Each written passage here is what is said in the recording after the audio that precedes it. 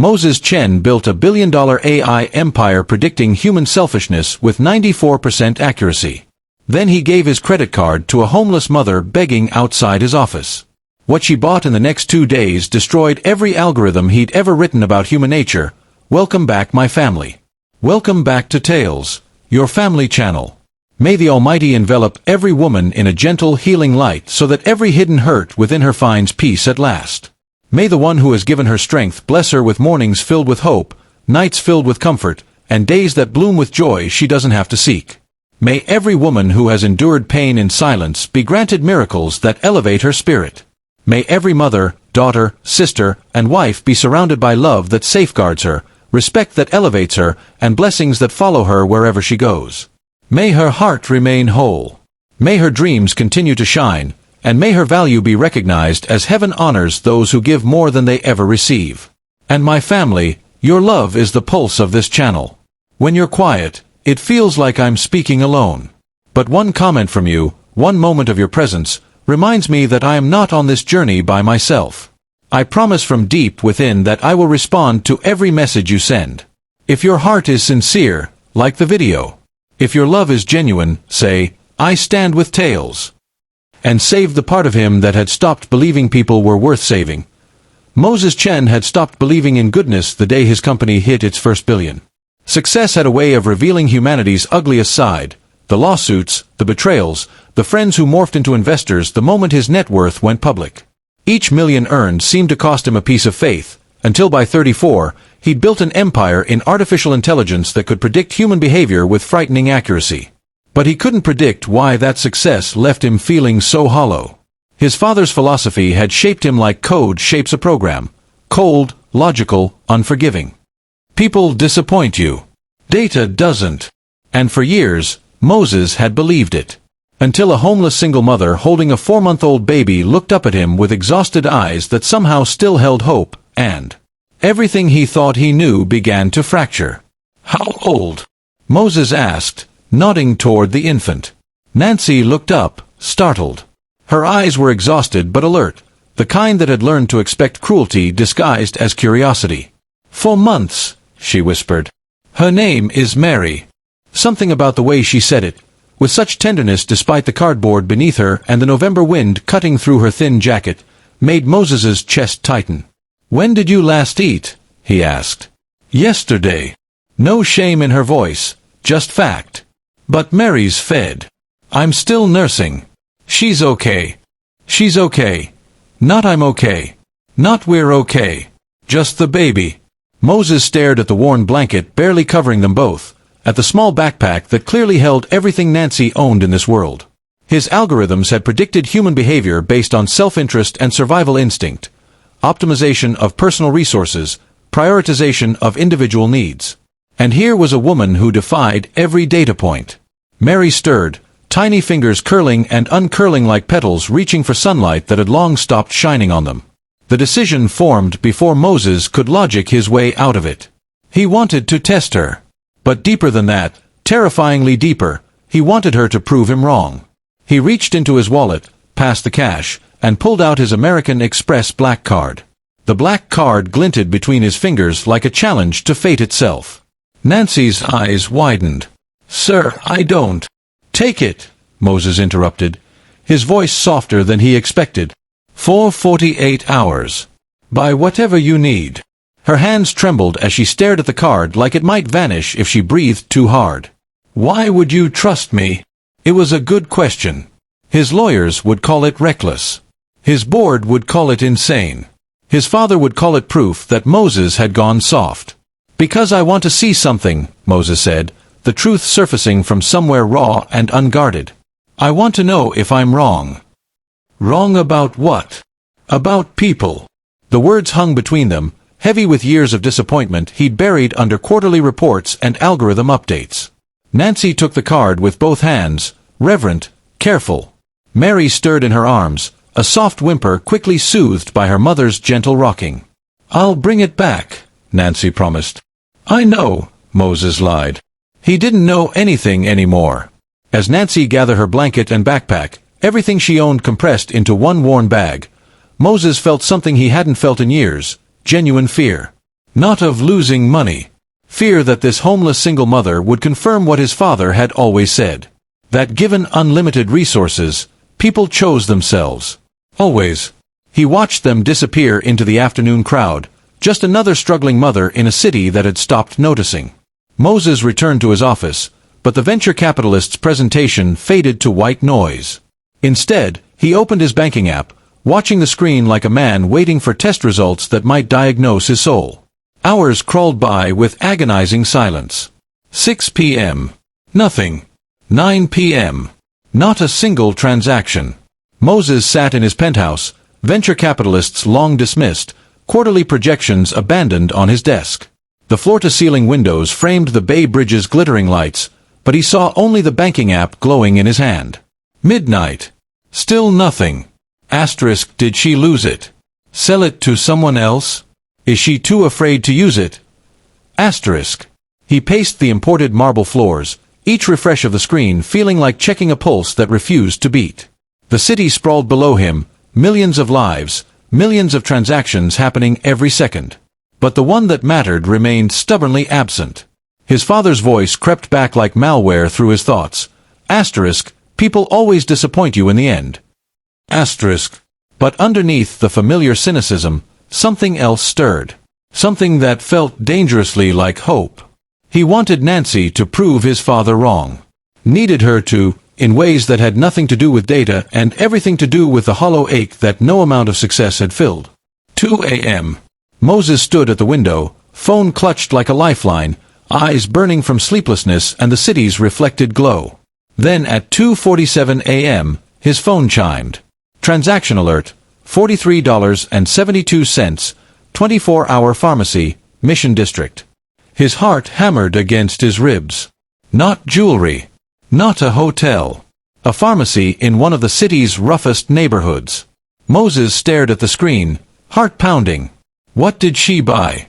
Another alert chimed, $31.15, Safeway Grocery.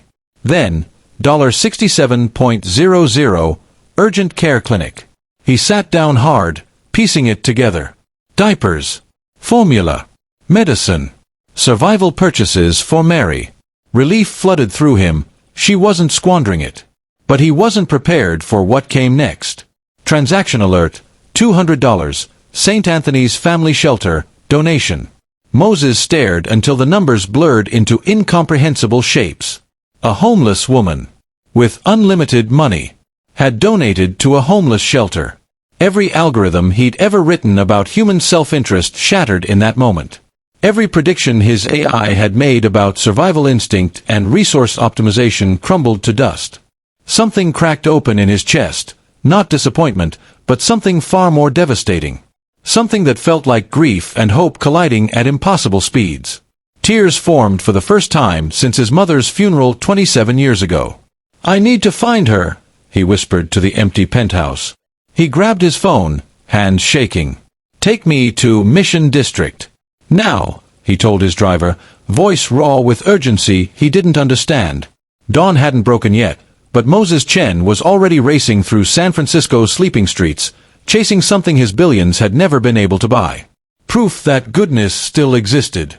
At 6:30 a.m., Moses found her outside the same Mission District pharmacy. Mary was awake now, wrapped in a new blanket, cheap, but clean and warm.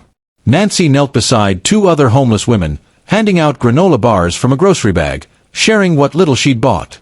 When she saw Moses, she froze. Guilt flashed across her face like she'd been caught stealing instead of giving. I'm sorry, she said quickly, standing with Mary clutched to her chest. I know I spent a lot. I can explain. You donated money, Moses interrupted, his voice strange even to himself. You're homeless, and you donated money. Nancy looked down at Mary, then back at him. St. Anthony's gave us a place to sleep last winter when Mary was born.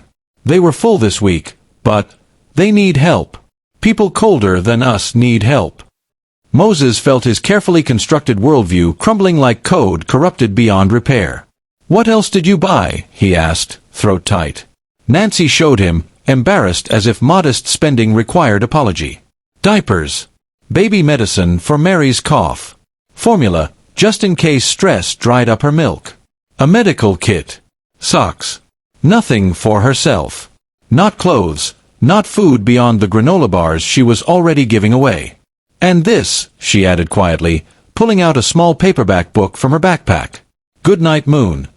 The worn paperback couldn't have cost more than $5. Mary's never had a book, Nancy whispered, cradling it like something sacred. I wanted her to have something normal. Something every baby should have. Moses Chen, billionaire, tech genius, man who'd built an empire predicting human selfishness, broke completely. Tears streamed down his face in the middle of a San Francisco sidewalk. His driver, still in the car, stared in shock. Nancy's face went pale with panic. Did I do something wrong? I can return. No, Moses choked out, voice shattering. You did everything right. He couldn't stop the tears now. 27 years of grief flooding through the cracks Nancy had opened in his armor. My mother, he managed through gasps. This was her favorite. She read it to me every night before she died. I was 7.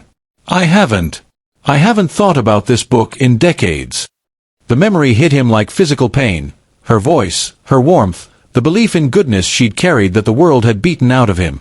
Nancy's eyes filled with tears. I'm so sorry. Moses shook his head. Don't be. You just gave me something back I thought I'd lost forever. Mary reached a tiny hand toward him, innocent, trusting, pure. Moses caught his breath. Nancy, I need to tell you something. This wasn't just kindness. This was a test. I gave you that card to test you, Moses admitted, wiping his face. To see what you'd do with unlimited money. Hurt flashed across Nancy's features, then softened into something like understanding. Did I pass? You didn't just pass, Moses said, voice raw. You proved everything I believed about people was wrong. He paused, then asked gently, How did you end up here? Nancy looked down at Mary, gathering strength from her daughter's sleeping face. I worked as a nurse's aide. Got pregnant. My boyfriend. He left the day I told him. Her voice remained steady, factual. Emergency C-section. Complications. I couldn't return to work when maternity leave ended. Missed rent. Got evicted. How long have you been on the streets? 6 weeks. She adjusted Mary's blanket. But she's fed. I'm still nursing, even when I'm hungry. I'll keep her fed no matter what. Moses felt devastation wash through him, not just at her story, but at every system that had failed her. My father taught me people are selfish, he said quietly. But you've been surviving on nothing, and you still gave money away. Nancy met his eyes. When you have nothing, you understand what nothing feels like. I can't walk past someone colder, hungrier, more desperate than me. Even if I'm desperate too. Moses took a breath that felt like courage. Nancy, what if this didn't have to be temporary? What if I told you this doesn't end with 48 hours and a credit card? Nancy stared at him, afraid to let hope take root in soil that had grown nothing but loss. Moses spoke carefully, each word a promise.